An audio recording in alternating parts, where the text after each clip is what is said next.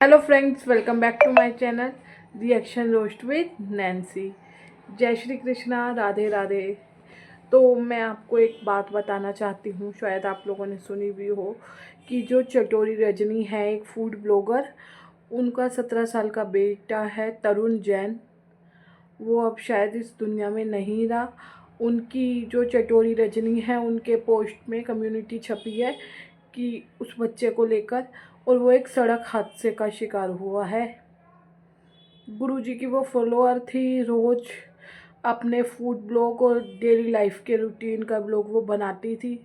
यार, उस बच्चे की खबर से मैं सच में बहुत दुख हुआ, क्योंकि वो बच्चा भी उनकी वीडियो में आता था और लास्ट वीडियो में वो अपनी मम्मी के साथ मटर के परांठे खा रहा था। चटोरी रजनी ने मटर के परांठे बनाए थे और वो खा रहा था बहुत खुश होके। वो बच्चा बार बार निगाहों के आगे आ रहा है। भगवान उसकी आत्मा को शांति दे।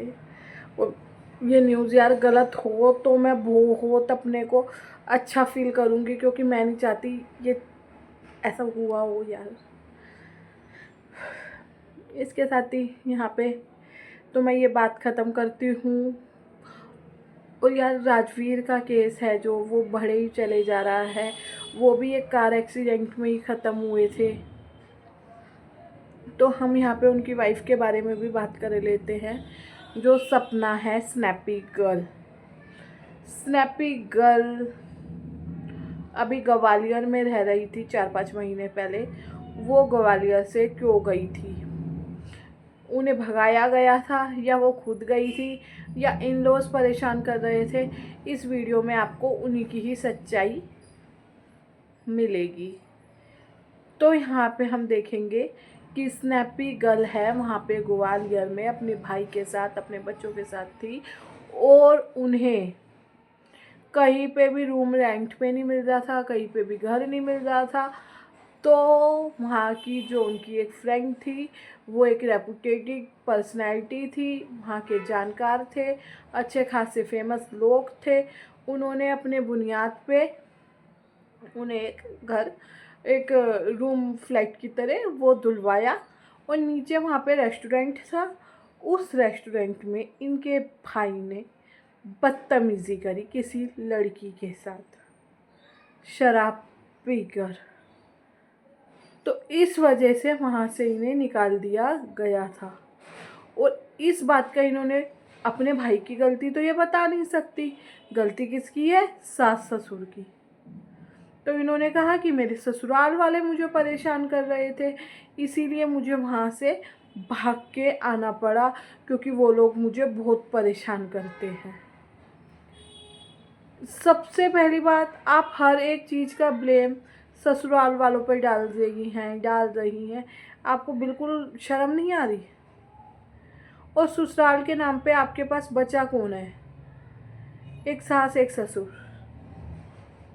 और जिनकी ज़िंदगी पता नहीं कितनी है, क्योंकि 2 बेटे खोने के बाद माँ बाप की लाइफ में बचता क्या है? और जो उनका आखिरी सहारा थी, उनकी पोतियाँ, वो भी आप उनसे ले गए दूर। आप अपनी लाइफ में कहीं ना कहीं मूव ऑन कर चुके हो। हर दूसरे दिन आप केस ओपन करने की बात करते हो, कभी केस नहीं ओपन करने की बात करते, कभी आप बर्थडे पार्टी सेलिब्रेट करते हो, कभी आप कहीं घूमने जाते हो। पर यहाँ पे बार बार बार बार आप राजवीर के केस को क्यों लेके आते हो? राजवीर जी के मुद्दे को क्यों लेके आते हो? आप उनकी आत्मा को शांति से क्यों नहीं रहने दे रहे? आपने जीते जी तो उनका घर बर्बाद किया ही है। अगर आप इतनी ही सही होती हो, राजवीर जी के साथ इतना ही आपको एक मैरिज एंजॉय कर रही थी, जैसे आपने कहा कि सूरज तो मेरे साथ मारपीट करता था पर राजवीर मेरे साथ कुछ ऐसा नहीं करता था, वो मुझसे बहुत प्यार करते थे। जब आप राजवीर के साथ खुश थी, तो आपने सूरज की रिकॉर्डिंग क्यों लगाई? क्या आप उन 1.5-2 साल में मूव ऑन नहीं कर चुकी थी? और जब हम मूव ऑन कर चुकते हैं, तो कहीं ना कहीं हम अपनी पुरानी यादों से, जो पिछली गलत यादें हैं, उनसे अपना पीछा छुड़वाना चाहते हैं। हम वही चीज़ बार बार नहीं देखते। और आपके पास वो रिकॉर्डिंग थी, तभी आपने चलाई, कहीं ना कहीं आपको था कि मैं ये इसका बाद में इस्तेमाल करूँगी। सवाल यहाँ पे सबसे पहले ये उठता है।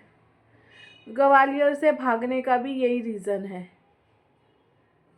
कि आपको अपनी गलती ना बता के दूसरे की गलतियाँ बताने में मज़ा आता है। इस वजह से आप यहाँ से भी भाग गई। गलती आपके भाई की थी, सज़ा आप दिलवाना चाहती थी अपने सास ससुर को, अपने ससुराल वालों को। तो हर बात में उन्हें गलत प्रूफ करना बंद कर दीजिए। जहाँ पे आपकी गलती है आप अपनी गलती एक्सेप्ट करिए, और जहाँ पे उनकी गलती है तो आप बता सकते हैं, लेकिन जहाँ पे उनकी गलती ही नहीं है वहाँ पे आप उन्हें कैसे ब्लेम कर रहे हो? इस तरह से चीज़ें नहीं चलती। आप एक मैरिड वूमेन हैं, चाहे आपकी उम्र 25 साल हो चाहे 30 साल हो, लेकिन आपसे समझदारी की उम्मीद रखी जाती है।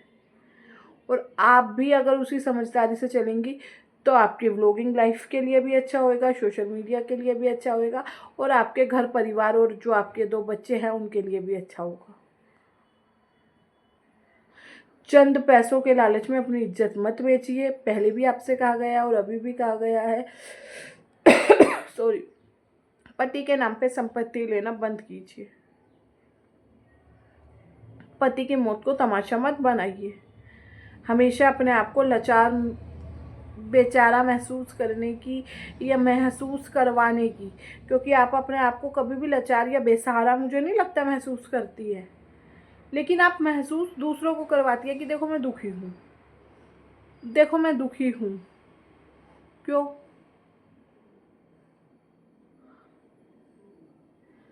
फिर आपसे कोई कुछ कह देता है आपके बारे में तो आप मरने जीने की धमकियाँ देने लगती है कि मैं मर जाऊंगी, मैं मर जाऊंगी, मेरी मौत के जिम्मेदार तुम होंगे। भाई हम क्यों होंगे आपके? करना आपको है, मानसिकता आपकी है, नाम आप हमारा ले लेंगे, ये तो सही नहीं है। चलो इसके साथ ही मैं ये वीडियो एंड करती हूँ। आपको मेरी वीडियो कैसी लगी बताइएगा ज़रूर। चैनल को लाइक एंड सब्सक्राइब करिएगा। Bye bye.